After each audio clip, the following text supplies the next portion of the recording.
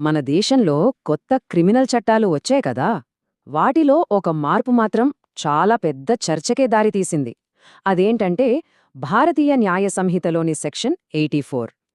అయితే దీన్ని ఏదో పెద్ద చట్టంలా కాకుండా ఒక సింపుల్ ఊరి సంభాషణలా అర్థం చేసుకుందాం. ఇది గౌరవం, ప్రమాదం ఇంకా రక్షణ ఈ మూడింటికి సంబంధించిన కథ అన్నమాట.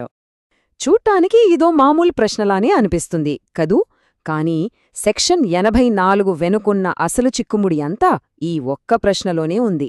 మరి సమాజం దృష్టిలో, చట్టం దృష్టిలో అసలు తప్పు ఎవరిది? రండి ఈ ప్రశ్నకు సమాధానం వెతుకుదాం. సరే, ఇక ఆ ఊరి సంభాషణలోకి వెళ్దాం. అసలింత చర్చకు కారణమైన ఆ బిఎన్ఎస్ సెక్షన్ 84 ఏం చెప్తోందో ముందు స్పష్టంగా తెలుసుకుందాం. ఇది భారతీయ న్యాయ సంహిత అంటే బిఎన్ఎస్ సెక్షన్ 84కు సంబంధించిన అఫీషియల్ డెఫినిషన్. ఇక్కడ ప్రతి పదం చాలా ఇంపార్టెంట్. గమనించండి, ఇది కేవలం ఒక పెళ్లైన మహిళ తన ఇంటి నుంచి వెళ్ళిపోవడం గురించి కాదు.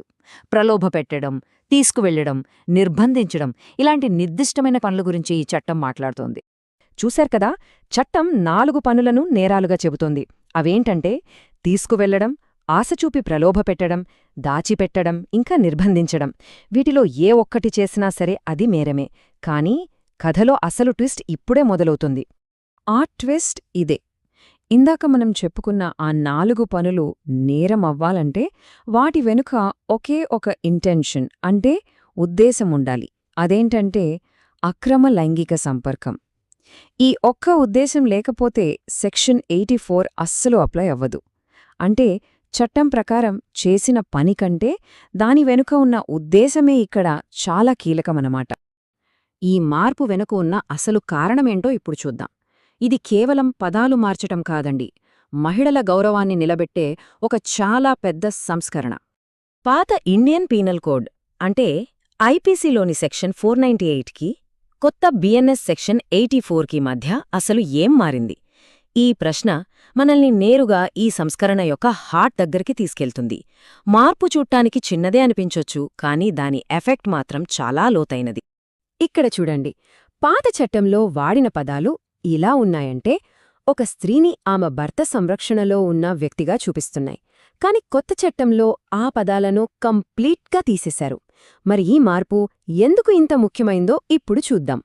ఆ పదాలను ఎందుకు తీసేశారంటే పాత చట్టం ఒక రకంగా వివాహిత స్త్రీని ఆమె భర్తకు చెందిన ఒక ఆస్తిలాగా అంటే ఒక వస్తువులాగా చూసింది. ఆ ఆలోచనా విధానాన్ని పూర్తిగా మార్చేసి ఆమెను ఒక స్వతంత్ర వ్యక్తిగా గుర్తించడమే ఈ సంస్కరణ యొక్క ముఖ్య ఉద్దేశం. ఇది మహిళల గౌరవానికి సంబంధించిన ఒక చారిత్రాత్మక మార్పు అని చెప్పొచ్చు. సరే, ఈ టేబుల్ని కాస్త జాగ్రత్తగా చూద్దాం. ప్రధాన నేరం సేమ్, శిక్ష కూడా సేమ్. కాని కీలకమైన మార్పు ఎక్కడ ఉందంటే ఆ ఆస్తి లాంటి పదజాలం తీసివేయడంలోనే ఉంది. అంటే ఫిలాసఫీ మొత్తం మారిపోయిందన్నమాట. ఈ సంస్కరణకు మన రాజ్యాంగం నుంచి కూడా బలమైన సపోర్టుంది. ఇది కేవలం ఒక చట్ట సవరణ కాదు, ఆర్టికల్ 21 ప్రకారం గౌరవంగా జీవించే హక్కును, ఇంకా ఆర్టికల్ 14 ప్రకారం సమానత్వ హక్కును ఇది మరింత బలపరుస్తుంది. అయితే ఎంత మంచి ఉద్దేశ్యంతో చేసినా ప్రతి చట్టానికి మరో కోణం కూడా ఉంటుంది. వ్యక్తిగత గొడవల్లో ఈ చట్టాన్ని ఒక ఆయుధంగా ఎలా వాడొచ్చో ఇప్పుడు చూద్దాం. ఇది చాలా కామన్గా జరిగే దుర్వినియోగం. ఒక కుటుంబ సమస్యను క్రిమినల్ కేసుగా మార్చేసే ప్రమాదం ఇక్కడే ఉంది. ఇది అమాయకులను చాలా ఇబ్బందుల్లోకి నెట్టగలదు.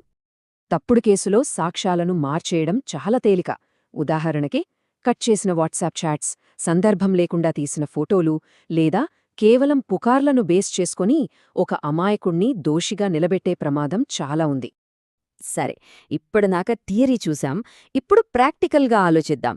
ఈ చట్టం కింద ఒక వ్యక్తికి ఎదురయ్యే 2 దారులు ఎలా ఉంటాయో చూద్దాం.